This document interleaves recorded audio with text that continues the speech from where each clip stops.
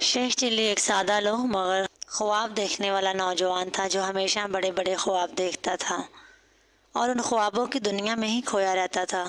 وہ ہر وقت نئے نئے منصوبے بناتا اور اپنی قسمت بدلنے کے طریقے تلاش کرتا رہتا تھا۔ ایک دن شیخ چلی کو ایک بزرگ سے ملاقات ہوئی جو اسے ایک سنہری پتھر کے بارے میں بتاتا ہے۔ بزرگ نے کہا، یہ پتھر جس کے پاس ہو اس کی تمام خواہشات پوری ہو جاتی ہیں۔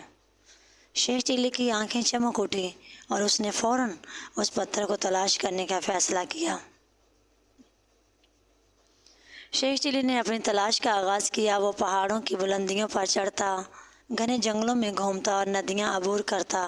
کئی دنوں کی محنت کے بعد وہ ایک پراسرار غار کے دہانے پر پہنچا جہاں سے ایک سنہری روشنی نکل رہی تھی۔ غار میں داخل ہونے کے بعد اس نے دیکھا کہ وہاں واقعی ایک سنہری پتھر رکھا ہوا ہے، لیکن اس پتھر کی حفاظت کے لیے ایک بوڑھا بزرگ موجود تھا۔ بزرگ نے شیخ چلی کو بتایا کہ یہ پتھر صرف اس کو ملے گا جو اپنی نیت پاک رکھے اور دوسروں کی مدد کرنے کا عہد کرے۔ شیخ چلی نے بزرگ کو اپنی نیت کے بارے میں بتایا اور کہا کہ وہ یہ پتھر صرف اپنی زندگی میں خوشحالی لانے کے لیے چاہتا ہے۔ بزرگ نے شیخ چلی کی نیت کو جانچنے کے بعد اسے سنہری پتھر دے دیا۔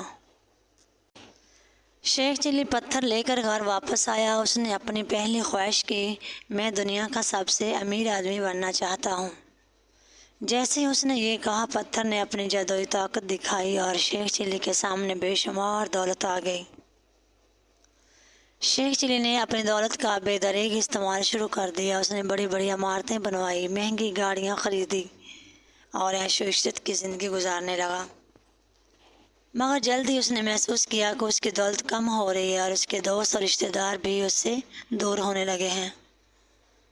ایک دن شیخ چلی کو اپنی غلطیوں کا احساس ہوا۔ اس نے سنہری پتھر کو اٹھایا اور بزرگ کی باتیں یاد کی۔ اس نے فیصلہ کیا کہ اب وہ اپنی دولت کو دوسروں کی مدد کے لیے استعمال کرے گا۔ اس نے غریبوں کی مدد کی، بیماروں کا علاج کروایا اور اپنی دولت کو فلاحی کاموں میں لگا دیا۔ جیسے شیخ چلی نے اپنی نیت بدل دی، سنہری پتھر نے پھر سے اپنی جادوئی طاقت دکھائی اور اس کی زندگی میں حقیقی خوشحالی آ گئی۔ اس نے سیکھا کہ حقیقی خوشی دوسروں کی مدد کرنے سے ہی ملتی ہے، نہ کہ صرف اپنی خواہشات پوری کرنے سے۔ یوں شیخ چلی اور سنہری پتھر کی کہانی ایک سبق آموز داستان بن گئی جو ہمیشہ کے لیے یادگار بن گیا۔